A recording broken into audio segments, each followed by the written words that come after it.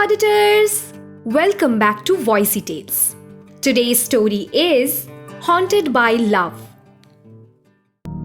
Sophie had always been a reserved and introverted girl. She had never been one to go out of her comfort zone or take any risk, especially when it came to love. But when she met Daniel, everything changed. Daniel was different from anyone that she had ever met. He was charming and confident. They went on dates, and Sophie found herself drawn to him in ways she never thought were even possible. One day, Daniel surprised Sophie with a picnic in a meadow. They sat on a blanket, eating sandwiches and enjoying the sunshine. As they finished their meal, Daniel pulled out a small box. Sophie, I have something for you. Sophie's heart raced as Daniel opened the box, revealing a beautiful necklace. This necklace belonged to my grandmother. She wore it every day, and it brought her luck and happiness. I want you to have it, Sophie. I want you to wear it every day and know that you are loved. Sophie was touched by this gesture, and she put on the necklace. As they walked through the meadow, Sophie felt like she was walking on air. She realized that Daniel was the missing piece of her life that she had been searching for. As months passed, Sophie and Daniel became inseparable.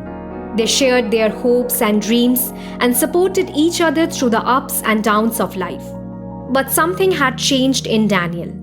He became possessive, controlling, and jealous of anyone who came near Sophie. She tried to ignore it, but it only got worse. One night, Sophie woke up to find Daniel standing at the end of her bed, staring at her with a cold, blank expression. She screamed, but he did not move or speak. She realized with horror that he was actually sleepwalking. This became a regular occurrence, and Sophie's fear grew with each passing night. One day, Sophie decided to surprise Daniel with a candlelight dinner at their house. As she prepared the meal, she searched for some music to set the mood. As she rummaged through Daniel's record collection, she noticed that one album was out of its place. Out of curiosity, she pulled out the album and saw that there was a key taped to the back cover. She looked at the key and then at the locked door in the hallway that she had never been able to open. With a sense of dread, Sophie walked over to the door and tried the key. To her surprise, it unlocked the door. She pushed the door open and stepped inside. The room was filled with strange and disturbing objects. There were jars of preserved organs, medical instruments, and books on the occult. Sophie's heart raced as she realized that Daniel had been hiding a dark secret from her. As she looked closer, Sophie noticed something else that sent shivers down her spine. There was a large old-fashioned mirror against one wall, and she could see her reflection staring back at her. But then, she noticed something strange. The reflection in the mirror was quite not the same as her own. The eyes were darker, and the smile was twisted.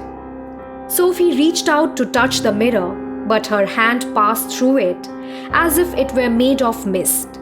She recoiled in horror and stumbled backward, tripping over an old rug on the floor. As she fell, Sophie heard a strange whispering sound, like 1,000 voices speaking at once.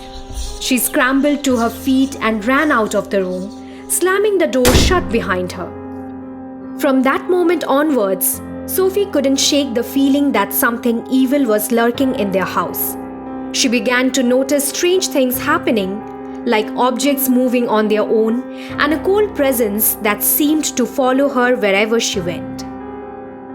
It was not until she discovered the hidden room that Sophie realized the true horror of what was happening. Daniel had been dabbling in the occult, summoning spirits and demons in the hopes of gaining power and control. Sophie tried to leave Daniel, but he wouldn't let her go. He became more and more violent, locking her in the house and subjecting her to terrifying experiments.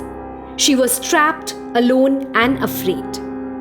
One day, Sophie found an opportunity to escape.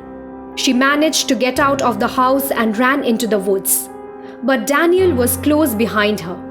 She ran as fast as she could, but she knew she couldn't outrun him forever. She stumbled and fell, and Daniel caught up to her.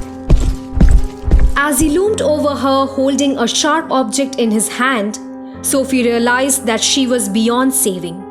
She knew she had to fight back. She reached for a nearby rock and hit him in the head with all her strength.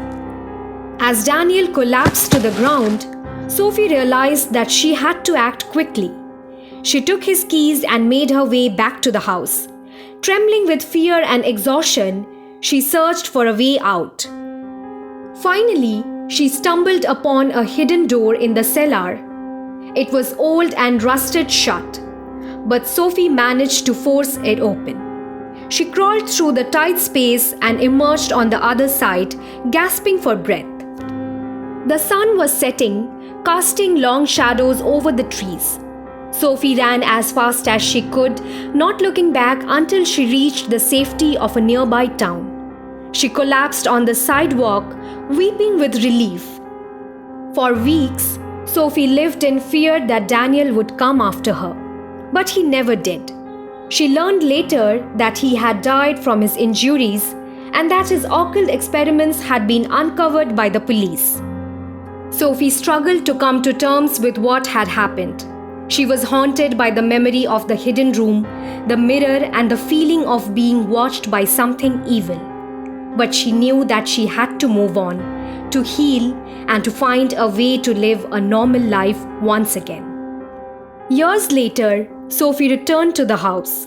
It had been sold to new owners, but she wanted to confront the demons of her past.